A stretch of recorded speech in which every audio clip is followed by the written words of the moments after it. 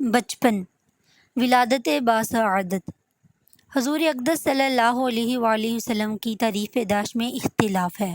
مگر قول مشہور یہی ہے کہ واقعہ اصحاب فیل سے 55 دن کے بعد 12 ربیع الاول مطابق 20 اپریل 531 ولادت باسعادت کی تاریخ ہے۔ اہل مکہ کا بھی اسی پر عمل درآمد ہے کہ وہ لوگ 12ویں ربیع الاول ہی کو کوشانہ نبوت کی زیارت کے لیے جاتے ہیں اور وہاں میلاد شریف کی محفلیں منعقد کرتے ہیں۔ تاریخی عالم میں یہ وہ نرالا اور عظمت والا دن ہے کہ اسی روز عالم ہستی کے ایجاد کا باعث، گردش لیل و نہار کا مطلوب، خلق آدم کا رمز، کشتی نوح کی حفاظت کا راز، بانی کعبہ کی دعا، ابن مریم کی بشارت کا ظہور ہوا، کائنات وجود کے الجھے ہوئے گیسوؤں کو سنوارنے والا، تمام جہان کے بگڑے نظاموں کو سدھارنے والا، نبیوں میں رحمت لقب پانے والا، مرادیں غریبوں کی برلانے والا،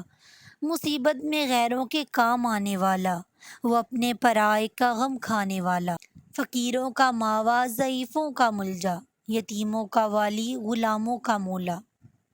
اشرف الانبیاء احمد مجتبیٰ محمد مصطفیٰ صلی اللہ علیہ وآلہ وسلم عالم وجود میں رونق افروز ہوئے اور پاکیزہ بدن، ناف بریدہ، ختنہ کیے ہوئے، خوشبو میں بسے ہوئے، بحالت سجدہ مکہ مکرمہ کی مقدس سرزمین میں اپنے والد ماجد کے مکان کے اندر پیدا ہوئے۔ باپ کہاں تھے جو بلائے جاتے اور اپنے نو نہال کو دیکھ کر نہال ہوتے؟ وہ تو پہلے ہی وفات پا چکے تھے۔ دادا بلائے گئے جو اس وقت طواف کعبہ میں مشغول تھے۔ یہ خوشخبری سن کر دادا عبدالمطلب خوش و خرم حرم کعبہ سے اپنے گھر آئے اور والہانہ جوش و محبت میں اپنے پوتے کو کلیجے سے لگا لیا۔ پھر کعبہ میں لے جا کر خیر و برکت کی دعا مانگی اور محمد نام رکھا۔ آپ کے چچا ابو لہب کی لونڈی ثویبہ خوشی میں دوڑتی ہوئی گئی اور ابو لہب کو بھتیجا پیدا ہونے کی خوشخبری دی تو اس نے اس خوشی میں شہادت کی انگلی کے اشارے سے ثویبہ کو آزاد کر دیا، جس کا ثمرہ ابو لہب کو یہ ملا کہ اس کی موت کے بعد اس کے گھر والوں نے اس کو خواب میں دیکھا اور حال پوچھا تو اس نے اپنی انگلی اٹھا کر یہ کہا کہ تم لوگوں سے جدا ہونے کے بعد مجھے کچھ کھانے پینے کو نہیں ملا بجز اس کے کہ ثویبہ کو آزاد کرنے کے سبب سے اس انگلی کے ذریعے کچھ پانی پلا دیا جاتا ہوں۔ اس موقع پر شیخ عبدالحق محدث دہلوی رحمۃ اللہ نے ایک بہت ہی فکر انگیز اور بصیرت افروز بات تحریر فرمائی ہے جو اہل محبت کے لیے نہایت ہی لذت بخش ہے۔ وہ لکھتے ہیں کہ اس جگہ میلاد کرنے والوں کے لیے ایک سند ہے کہ یہ آن حضرت صلی اللہ علیہ وآلہ وسلم کے شب ولادت میں خوشی مناتے ہیں اور اپنے مال خرچ کرتے ہیں۔ مطلب یہ ہے کہ جب ابو لہب کو جو کافر تھا اس کی مذمت میں قرآن نازل ہوا، آن حضرت صلی اللہ علیہ وآلہ وسلم کی ولادت پر خوشی منانے اور باندی کا دودھ خرچ کرنے پر جزا دی گئی،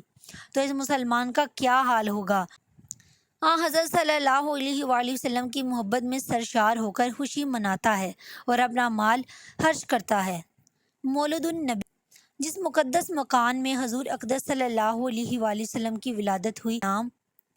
تاریخ اسلام میں اس مقام کا نام مولد النبی، نبی کی پیدائش کی جگہ ہے۔ یہ بہت ہی متبرک مقام ہے۔ سلاطین اسلام نے اس مبارک یادگار پر بہت ہی شاندار عمارت بنا دی تھی جہاں اہل حرمین شریفین اور تمام دنیا سے آنے والے مسلمان دن رات محفل میلاد شریف منعقد کرتے اور صلاۃ و سلام پڑھتے رہتے تھے۔ حضرت شاہ ولی اللہ صاحب محدث دہلوی رحمۃ اللہ علیہ نے اپنی کتاب فیض الحرمین میں تحریر فرمایا ہے کہ میں ایک مرتبہ اس محفل میلاد شریف میں حاضر ہوا